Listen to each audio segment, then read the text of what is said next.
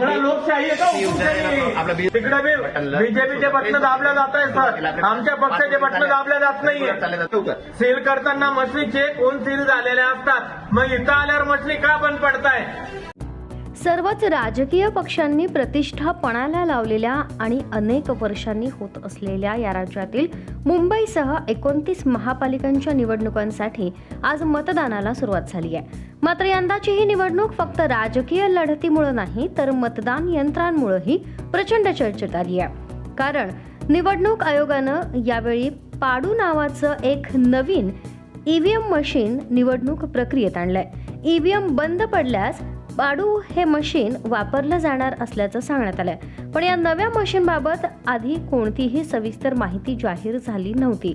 ईव्हीएमला नवं मशीन जोडण्याबाबत आधीच माहिती का दिली नाही असा प्रश्न उपस्थित करत राज ठाकरे यांनी निवडणूक आयोगाच्या भूमिकेवरच प्रश्नचिन्ह निर्माण केलंय.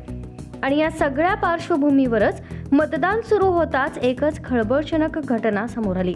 धुळे महापालिका निवडणुकीतील प्रभाग क्रमांक 16 मध्ये शिवसेना उमेदवार पार्वती जोगी यांनी मतदान यंत्रामध्ये गंभीर बिघाड असल्याचा थेट आरोप केला. त्या म्हणाल्या, यंत्रात जाणीवपूर्वक बिघाड केला जात आहे, फक्त भाजपचं बटन दाबलं जात आहे, लोकशाही वेठीस धरली जाते आहे, संपूर्ण यंत्रणा मॅनेज आहे. हे आरोप करत त्यांनी थेट मतदान केंद्रावर जाऊन पाहणी केली आणि तिथंच जोरदार संताप व्यक्त केला. लोकशाही आहे का हुकुमशाही? आपला बीयूसीला प्रॉब्लेम आहे म्हणजे सगळे कोणता दाबलं जात नाहीये, कोणता न्याय? ते लोकांचं जरा काय तर लोकांना विचार नाही करत नाही, डायरेक्ट आक्षेप चालतं ना, त्याच्यामुळे तुमचे काम इथे थांबायचं. या लवकर. सील करताना मशीन चेक होऊन सील झालेल्या असतात, मग इथं आल्यावर मशीन का बंद पडताय? काय झालं सर? तिकडे बीजेपीचे बटन दाबल्या जात आहे सर, आमच्या पक्षाचे बटन दाबल्या जात नाहीये. रेग्युलर चालले 29 मशीन चालत नाहीये, बीजेपीचे बटन दाबल्या जात आहे, इतर पक्षाचं बटन दाबल्या जात नाहीये, डायरेक्ट मशीन बंद होतीये.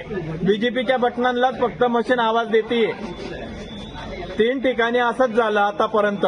सकाळपासून 3 वेळा असं होतंय. लोकशाहीचं हे सरासर खंडन आहे. हुकुमशाहीकडे सगळं प्रशासन विरोधी पक्षांना मिळालेलं आहे आणि इथं कोणी ऐकून घेत नाहीये. एकीकडे लोकशाहीचा उत्सव सुरू असल्याचं चित्र आहे, पण दुसरीकडे मतदान यंत्रांवरून निर्माण झालेला संशय अस्वस्थ करणार आहे. पाडू मशीनबाबत अधिक माहिती नाही, मतदानाच्या दिवशी सगळं मॅनेज आहे असे थेट आरोप. मग प्रश्न एकच उरतो, खरंच निवडणूक आयोग मॅनेज आहे का की लोकशाहीच मॅनेज केली जातीये?